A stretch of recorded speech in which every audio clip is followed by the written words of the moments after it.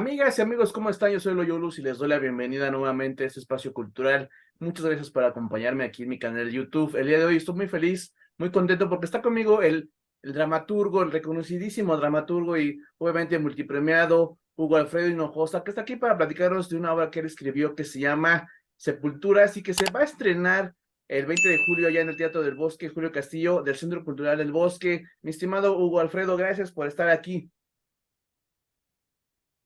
No, muchas gracias a ti por la invitación. Muy contento de estar contigo y sobre todo de ver ese Darth Vader que tienes ahí atrás.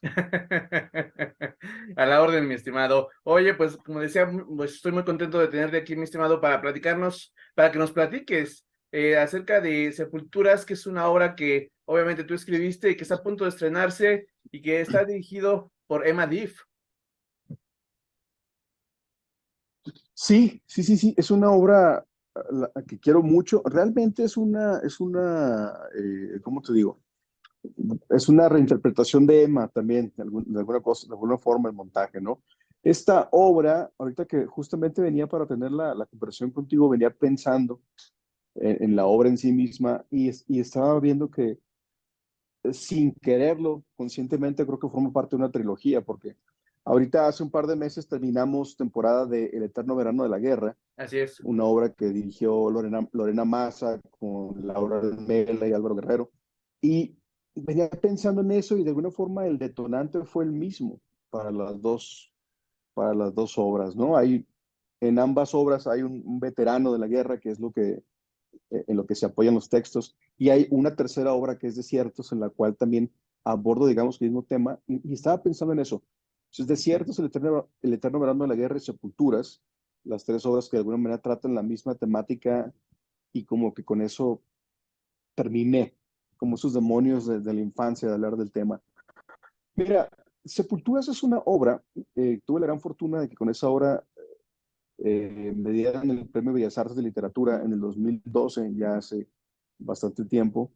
Y en pocas palabras, para no vender mucho de qué se trata, aborda la vida de un mexicano veterano de guerra en Estados Unidos, que para nosotros en la frontera norte es muy común y en ciertas partes de la República. De pronto cuando la escribí la obra, me decían, pero ¿eso qué tiene que ver con México? Y les digo, a ver, tiene mucho que ver con una parte de México que está alejado del centro del país. Y eso es una realidad. No, o sea, toda la frontera norte, desde Baja California, Chihuahua, Nuevo León, Tamaulipas, y de este lado Sonora, Sinaloa, todo el noroeste, o más para acá, Michoacán inclusive, pues son estados que de alguna forma a lo largo de las décadas de migración, los muchachos han tenido que formar parte de estas incursiones bélicas estadounidenses bajo la promesa de la ciudadanía estadounidense. Entonces, eh, cuando la gente pues termina sus colaboraciones y participaciones allá, pues sí, en efecto, se vuelven ciudadanos estadounidenses, son mexicanos de todas maneras, pero muchos de ellos, pues bueno, se regresan a sus ciudades de origen y traen ese peso histórico cargando. Entonces te digo, México es uno y muy amplio, y de pronto hay cosas que no se viven en el norte del país que pasan en el centro y viceversa, pero pues es una obra tan mexicana como aquella que abre de pueblo indígena, ¿no? Claro. Oye, qué bueno que lo mencionas, mi estimado Hugo, porque tal vez la gente que siga mucho tu trabajo, pues sabe que las obras son muy parecidas, pero no son una continuación una de la otra, porque una amiga que le encanta el teatro me dijo, oye, creo que es la continuación de El Eterno Verano de la Guerra. Le digo, pues déjame checar, porque le preguntó a Hugo precisamente si es una continuación, porque hay mucho en común, ¿no? Entre estas dos obras. Mi estimado Hugo, pues qué bueno que lo dices, ¿no? Mi estimado Hugo, dinos, que como tú como dramaturgo que ya tienes pues una gran experiencia a lo largo de los años escribiendo, ¿qué es lo que más te llama la atención de escribir de la sociedad, no tanto mexicana, sino en general, por así decirlo? Haces algunos estudios eh, antropológicos, por así decirlo, para escribir, pero ¿qué es lo que más te gusta? ¿Qué es lo que más te llama la atención de la sociedad? Fíjate que es una pregunta, es una gran pregunta, es una pregunta muy complicada. Eh, Fíjate que platicando con otros escritores de mi generación, como Genei Beltrán o Antonio Ramos, que son narradores, de pronto nos conocimos muy jóvenes en nuestros 20, digamos, a mediados. Y ahorita que ya pasaron 20 años y que estamos casi a bordo ya de los 50, el otro día comentábamos, oye, ¿y qué tanto te falta todavía de exorcizar de la infancia? Y todos, no, pues nada, ya de aquí para adelante es el universo que podamos construir. Y lo digo de esa forma porque pienso que una primera etapa de la escritura, o de mi escritura por lo menos, se trató mucho de exorcizar esos demonios o traer a colación esos temas que me hacían mucho eco desde la infancia y tratar de abordarlos, ¿no? Por ejemplo, ¿por qué la guerra? Bueno, de entrada la guerra porque fue un tema que me tocó muy de cerca, no porque yo haya estado en una, y lo quiero dejar muy claro, pero sí tengo desde tíos, abuelos, primos, amigos muy cercanos que ya son veteranos del MUNE. Ahorita de mi generación tengo un primo que es veterano de Afganistán, por ejemplo. Entonces el tema de la guerra siempre estuvo muy cercano y muy latente. El tema de la frontera, que es otro de lo que escribo, pues bueno, yo crecí a 2 cuadras de la línea internacional y toda la infancia me la pasé viendo migrantes. Inclusive en la casa donde viví de niño se recibían migrantes. Entonces, todas esas historias que estaban ahí que me contaban, de pronto como que las fui hilando y a partir de eso comencé a escribir. Ahora, ¿de qué me gusta hablar en el teatro? Es muy interesante porque el, para mí es muy importante tratar de entender, y se oye hasta medio sobrado el asunto, ¿no? Pero sí tratar de entender cómo pensamos, cómo entender la naturaleza humana, qué pensamos, qué decimos. Y es muy tramposo porque al final de cuentas todo escritor, no importa qué se invente, lo que escribe es una interpretación de la realidad que trata de plasmar en el papel. Entonces estás ligado a ti mismo, no puedes trampear. Eh, Cuando escribo, por ejemplo, cuando escribí Misericordia para la Compañía Nacional de Teatro, que era una obra que abordaba la búsqueda de las madres por sus hijos desaparecidos, esa sí fue una obra en la cual me documenté y escuché muchos testimonios como para empaparme del tema y a partir de eso escribí. Digamos que fue la obra más periodística que he escrito, porque sí tuve que bajar un poco más a calle y escuchar el sufrimiento de los demás. Pero inclusive en esa obra, por ejemplo, hay aspectos de mi infancia que ligué. Eh, y cuando esa obra se estrenó, en aquellos años que estaba todavía en el gobierno, que estaba Peña Nieto, no, terminando Calderón, empezando Peña Nieto, recuerdo mucho que iban las madres de desaparecidos a ver la obra, se terminaba la obra y las madres llorando iban y me buscaban y me decían, muchas gracias por hacer esto, eso es lo que sentimos. Y entraba yo en shock porque no te das cuenta del impacto que puede tener lo que escribes en los demás. Y eso es una realidad. Sería muy tramposo de mi parte decirte que cuando escribo estoy pensando, oh, voy a generar esto en el espectador. No, yo no, sinceramente no. Sí escucho luego que tenemos compañeros que dicen, es que me gusta que el público entre en shock. No sé, no, yo no soy efectista en ese sentido. Más bien intento que la situación que se escribe, lo que se dice en los personajes, poco a poco vayan generando algo. Y ese algo significa una y muchas cosas para los demás. Y también he aprendido que de pronto el propio público, sobre todo el teatral y el propio escritor dramático, es muy injusto luego con su tiempo, ¿no? Con Sí, nuestro tiempo. Te digo por qué. Mira, en algún momento, otra obra que tuve la oportunidad de escribir que se llamaba Deshonra, que ahorita justamente estamos terminando la postproducción de la película de eso. eh, un crítico de teatro salió de la obra y dijo, ¿y yo por qué? ¿A mí por qué debería interesarme una obra política? Venía a ver una obra política.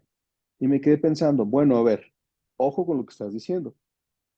Si tú vas a ver Macbeth, Macbeth es una obra política. claro, Si tú vas a ver un Ricardo III, Ricardo III es una obra política. Hamlet es una obra así es, política. sí, ¿Por qué? Porque a final de cuentas, tanto Shakespeare con los isabelinos y los jacobinos, y si nos vamos para atrás con los griegos, era el retrato de su tiempo y hablaban de la política, claro, ¿no? Y entonces, y el espectador no dice, oh, si sale de ver Macbeth, no dice, ¿por qué me interesa ver una obra política?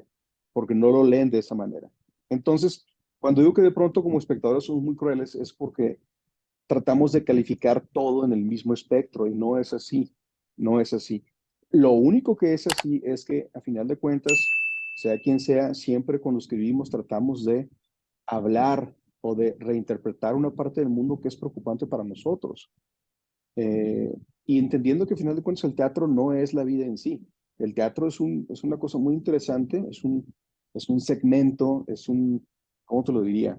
Como una unidad creativa que no está sujeta ni a espacio de tiempo, que la puedes poner cuando sea, y si la sabes poner, va a funcionar. Por eso Shakespeare es tan interesante todavía, ¿no? Porque lo sigues adaptando a nuestro tiempo y el texto no está limitado a su momento histórico. Pero bueno, ¿qué trato de hacer o en qué me baso a la hora de escribir? Mira, hay temas que para mí son muy importantes, como son la vejez, número uno, la guerra, número dos, el tiempo, número tres. eh, Son cosas que para mí son muy importantes. Y siempre trato de jugar con esos elementos, con el tiempo, con la vejez, con la guerra, para tratar de generar las obras.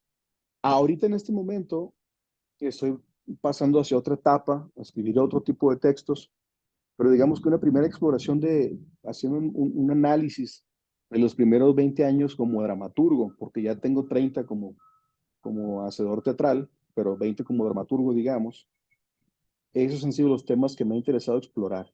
Y no, El Eterno Verano no es una continuación de Sepulturas. En todo caso sería al revés, porque Sí, Sepulturas fue primero, pero no. El Eterno Verano se escribió comisionado por la Royal Court Theatre para representar a México en el año dual, México-Inglaterra. Este, y Sepulturas, bueno, se escribió mucho antes bajo otra temática. Y fíjate, ahorita que cuando abrimos la sesión y vi tu Potato Head y vi que tienes todas estas películas atrás, te voy a contar una cosa. Por ejemplo, lo que sí hago mucho es reviso mucho las estructuras de las películas, por ejemplo, de cómo se hace el cine. Y de pronto hay cosas que tomo de ahí, tratando de llevarlas al teatro bajo la lógica del teatro. Y por ejemplo, Sepulturas es una obra que recoge, te puedo decir que un planteamiento del tiempo, como se maneja en Doctor Manhattan, en Watchmen. Doctor Manhattan tiene toda una disertación cuando habla del tiempo, de cómo se transformó en lo que es él. sí. Y parto de eso para la exploración del personaje principal de Sepulturas.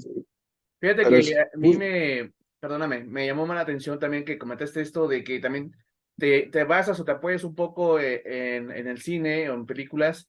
Me recordó un poquito la temática de Sepulturas a una película que se llama Nacido el 4 de julio de Oliver Stone.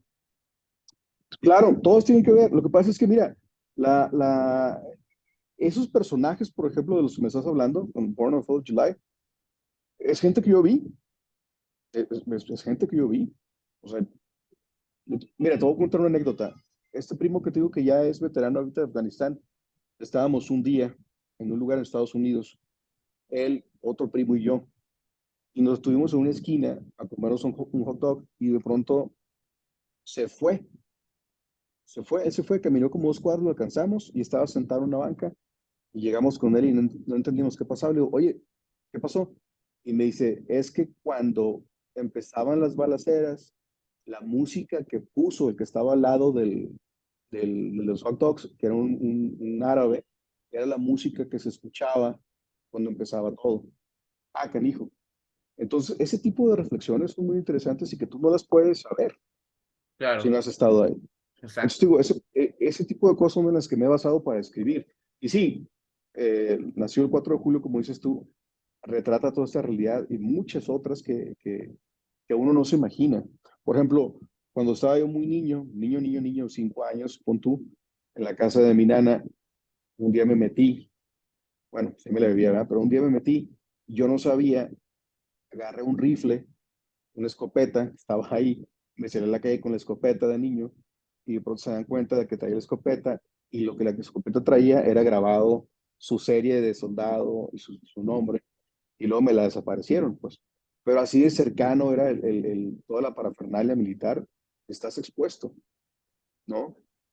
Mm, entonces digo, pues esas son las realidades que me interesan a mí en lo personal. Ahorita, curiosamente, fíjate, estoy empezando a escribir como de westerns. Ah, ok. Ahorita voy a jalarme ese el western. Todo un cambio, todo un giro de 160, ¿no? De 190 grados. Es un giro. porque pues bueno, tenemos todos los elementos allá. Yo vivo en la Ciudad de México, pero estoy allá y hace poco leyendo justamente a Cormac McCarthy que acaba de morir, decía yo, ¿sabes qué? Esa va a ser mi forma de hacer un homenaje a McCarthy. Yo lo admiro muchísimo a McCarthy y creo que voy a empezar por ahí eso es que es otro tipo de aventura como escritor, sobre todo para la escena. Estarte retando, retando, retando, retando. Eh, no sé si porque me formé más, digamos, con la tradición sajona, en ese sentido. Yo, por ejemplo, no me apena decirlo, yo primero, por la cercanía con los Estados Unidos y por la pobreza de bibliotecas en mi estado, yo primero empecé a leer a los gringos. O sea, primero empecé a leer al propio McCarthy, a Arthur Weiler, a Arthur Miller, todos ellos, antes, por ejemplo, que inclusive leer a los mexicanos, ¿no? No me pena decirlo porque esa fue mi realidad. Cuando llego a la Ciudad de México, entré en shock porque me di cuenta de que aquí había otra visión muy extraña, en la cual en su momento todo era argentino, argentino, argentino. Y yo pues, decía yo, se me, eso sí se me hacía tan ajeno a la realidad, ¿no? Y es otro tipo de exploración. No le invalido, por supuesto que no, pero simplemente es como aprender tú también a ser honesto con tu formación. Y yo siempre he respetado mucho y he defendido mucho el hecho de que cada quien vamos generando y haciendo nuestra propia tradición. Claro. Que nadie te diga qué puedes o no leer. Más bien tú armas tus lecturas a partir de tus gustos. Yo, por ejemplo, cuando llegué becado a la Fundación de Letras Mexicanas, no transito yo con Borges, no transito con Cortázar. Son autores que no van conmigo, la verdad. Y me llegaban a decir, no andes diciendo eso porque te van a decir ignorante. Lo siento mucho. Ni Borges ni Cortázar son autores que me interesan. Me interesa más en todo caso Coetze o el propio McCarthy o Faulkner. Y de los argentinos, como no, Piglia me gusta mucho, Juan José Saer ni se diga, Osvaldo Lamborghini me encanta. Pero te digo, tampoco debes responder a una tradición ya prefija por los demás. Rómpelo, haz lo que a ti te gusta, ¿no? Claro. Y eso es Así. muy importante. Oye, mi estimado, regresando pues al título de tu texto, eh, pues Sepulturas se me asemeja o me hace pensar, acabas de comentar que a ti te gusta mucho hablar del tiempo, de la vejez. Entonces, llegando a esto, me resulta que Sepulturas es como enterrar todo eso que se acumuló con el tiempo y que ya estamos ya ancianos o viejos, vamos a enterrar y vamos a dejarlo por un lado o simplemente ya olvidarlo. No sé, tal vez estoy mal, pero Sepulturas, el título hace que piense eso que estoy pensando. Fíjate que lo que dices es muy correcto. Cuando pensé en el título de la obra, lo que estaba pensando justamente es en plural, porque a lo largo de la obra, para mí, el personaje va teniendo diferentes muertes en el texto. Digo, claro, para que no hacer spoiler a nadie, el personaje está en toda la obra. Nada más como metáfora para mí, el personaje va muriendo en diferentes tipos de etapas, ¿no? Y que le podemos poner clausura o va cerrando momentos, pero tiene que ver mucho con eso, ¿no? Con su propia infancia, con su adolescencia. El personaje, por ejemplo, reflexiona mucho de su infancia, de su adolescencia, de su primera juventud, y a final de cuentas son momentos que, dicho de forma más grave, pues bueno, van muriendo y se convierten en memorias. De ahí el Claro. título de Sepulturas. Oye, mi estimado, digo, sabemos que tú eres el dramaturgo, pero también estás muy metido con la producción, con el casting de actores, que en este caso pues está Humberto Solórzano, Rodolfo Arias, Bárbara Benschutz, espero que lo haya pronunciado bien, y Muriel Ricard. ¿Tú estás muy metido también con el casting o eso no tuviste nada que ver? No, mira, sí tengo un decir en el asunto, pero yo soy muy respetuoso con el trabajo del director. Hace ya la fecha 10 años prácticamente fundamos lo que es Calypso Producciones bueno, ahorita te cuento eso. Fundamos Calypso Producciones y desde entonces nos hemos dedicado, tanto Graciela Cázares, que es mi socia, como yo, a producir nuestros trabajos. Y entonces con los directores que trabajamos siempre hemos tenido una apertura total. Y como dramaturgo, a mí lo personal no me gusta meterme en el trabajo de los demás.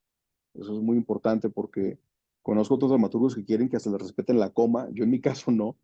Lo que quiero es que el trabajo fluya. Es tan complicado llevar un texto a escena, que lo mejor que puedes hacer tú es hacerte a un lado y dejar que la gente trabaje.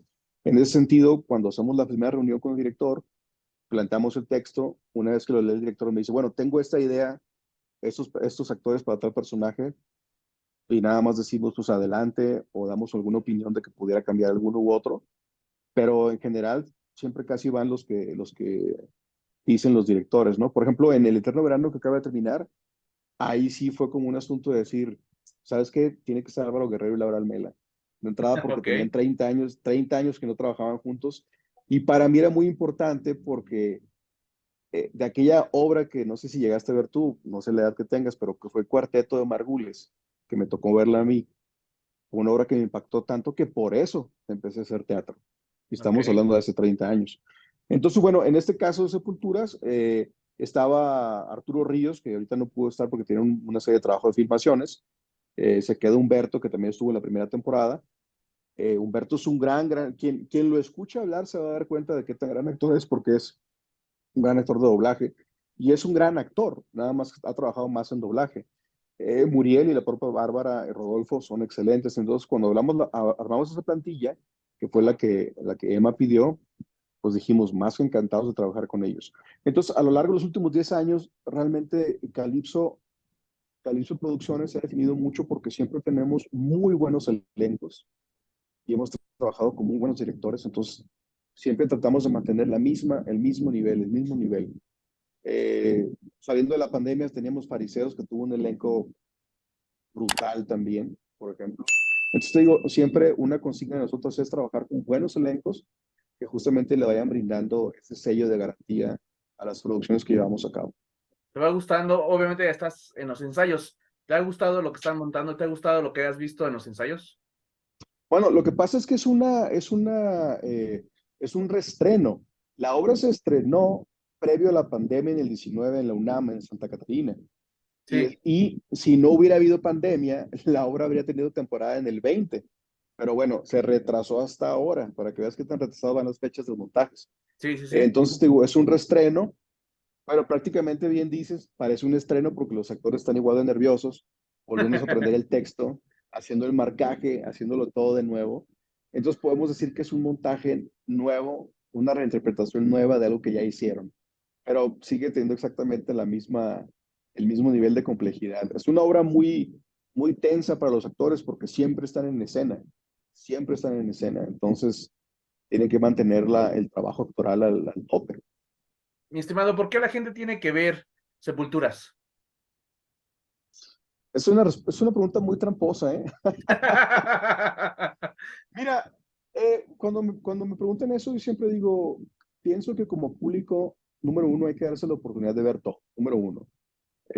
Número dos, a veces me dicen, Hugo, es que el trabajo que haces, el teatro que haces es muy duro, este, es muy duro para las personas. Y yo siempre les contesto, mira, si tú entras a ver una película que no sabes que va a ser muy dura, tienes que sentarte, tomarla, abrazarla con H y llevarte algo de eso. Para mí el teatro es una forma siempre que voy a una obra de teatro, a mí en lo personal, siempre me deja algo. Sea buena, sea mala la obra, siempre sales con algo.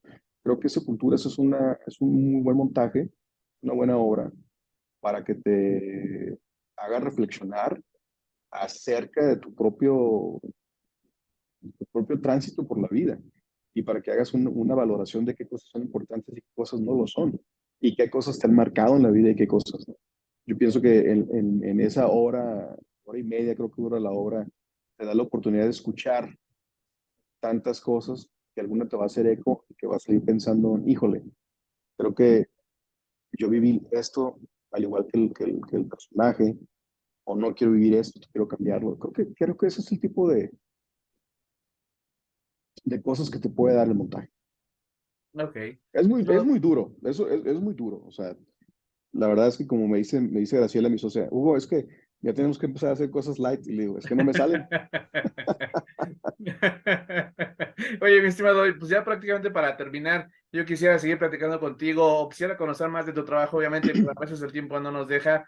Pues ya prácticamente para terminar la entrevista, pues nada más recuérdanos entonces a partir de cuándo, hasta cuándo van a estar, dónde se pueden conseguir boletos. y si nos puedes compartir redes sociales también para que la gente no pierda ningún detalle.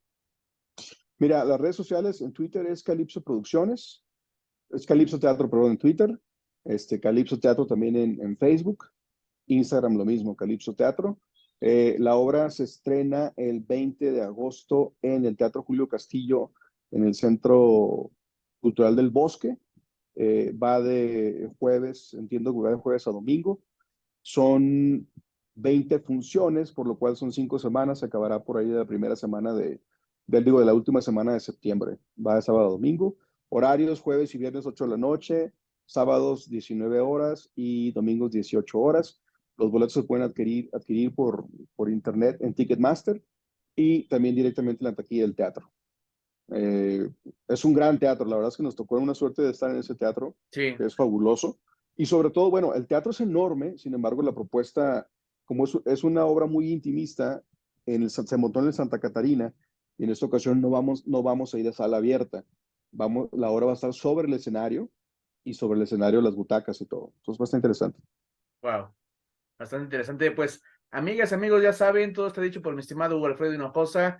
Vayan, disfruten de esta puesta en escena bastante interesante, con una temática, pues, bastante importante en su contenido. Pues, mi estimado Hugo Alfredo, pues, muchas gracias por haber estado conmigo en este espacio para conocer más de tu trabajo, más de Sepulturas, más de tu trayectoria, obviamente. Y yo quisiera tener más tiempo para tenerte aquí, para seguir platicando. Ojalá se repita esta charla para conocer más de ti, de tu trabajo, obviamente. Yo te deseo toda la mierda del mundo, como decimos en el teatro, y yo te veo en el teatro, mi estimado. Te mando un gran abrazo, muchas gracias por tu tiempo y el espacio, y pues nos vemos en el teatro, como dijiste. Claro que sí. Un Gracias. abrazo. Cuídate, hasta luego. Un abrazo. Bye.